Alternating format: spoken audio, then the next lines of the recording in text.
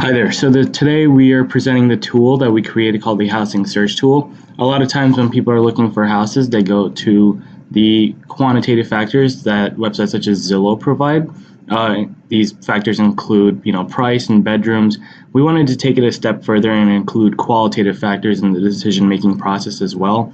A lot of times people want to live in neighborhoods with a good level of education, good level of public transport, etc., and that's where our housing search tool comes in. So as you see, this is the home page and allows the user to choose a state in the city. So for this example, I'm going to go ahead and choose Pennsylvania, and I'm going to choose Pittsburgh as the city. And right there. And 3D Maps is for the heat maps, and this generates in the output. I have it activated on my Excel, so I'm ready to go. So I'm going to click Let's Start. Now, as you can see, the user is allowed to choose up to 5 different qualitative factors that will most likely go into the decision-making process of selecting the best houses. So for me, age of population is one of the important factors. When you click on age of population, it shows a drop-down text box that allows the user to choose one of the 5 or 4 different categories. So for me, 20 to 34 is the age group that I really want to be able to find a house in. And there's a rate scroll bar on the right, which I'll jump to in a second. I'm going to go ahead and choose 5 other factors. So I chose education level, use of land. I'm going to go ahead and choose residential for that, percentage of households living in the neighborhood, and public safety. Now, I have the 5 factors selected. If I go ahead and choose the 6th one, it's going to pop an error message, therefore limiting the user on the constraint. Now, the weight bars are sort of to assign the importance of each qualitative factors. So for example, education level might be something that's very important to me, so I'm going to go ahead and give it a 50. Use of land is something that's not too important, so I'm going to give it a 4. And it allows the user to manipulate each of the bars to sort of get a desired result. It does not allow the user to go above 100. So as you see, the bottom right, you have the total weight. If I go ahead and increase it by 1 more, it'll give me an error message, and this therefore restrains the user and does not allow the user to exceed 100. Now that I have my weights and my factors selected, I'm going to go ahead and click Next. And this is the output that's generated. As you can see, there is the output. We have the 5 different factors that the user selected on top, and we have the buttons that will take the user to the heat maps, which I'll jump to in a second.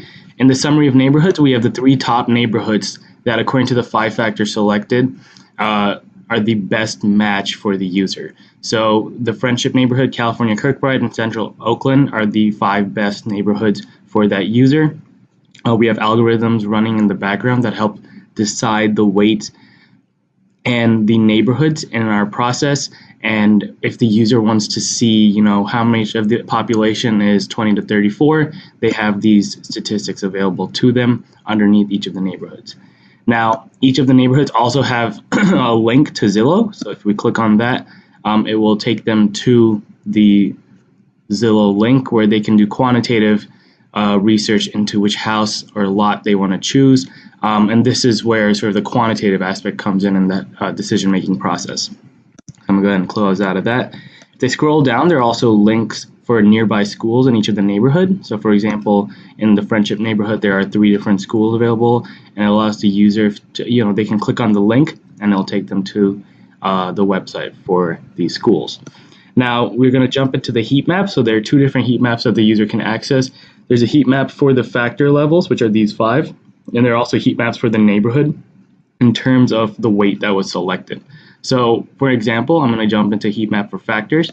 So when the user clicks on this, it takes them to this Excel page, and they follow the instructions written here. So I'm going to go to Insert and 3D Maps, and I'm going to do Open 3D Maps, and I'm going to click on the Power Map by Neighborhood.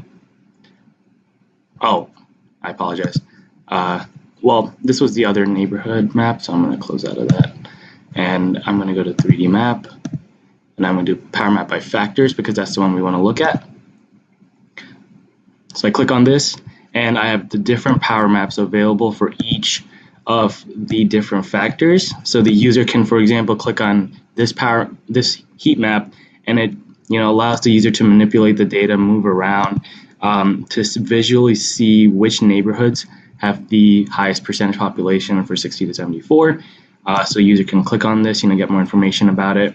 And we have all the factors, heat maps for all the factors. So if we go on this, the age of house from 90 to 99, we see that this bar, which is North Shore, has the highest percentage of houses that were built between 1990 and 1999. And we have all these different heat maps basically to provide a visualization of the data for the users and to also manipulate it and make further decisions.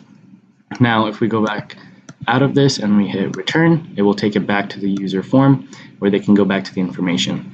At the end of the day, our tool is basically designed to help in the decision-making process for people looking to buy new houses. We believe that this is the first of many steps in order to have more factors going into the decision-making process, depending on the family size, depending on qualitative factors such as public transport, the user can make effective decisions. So thank you.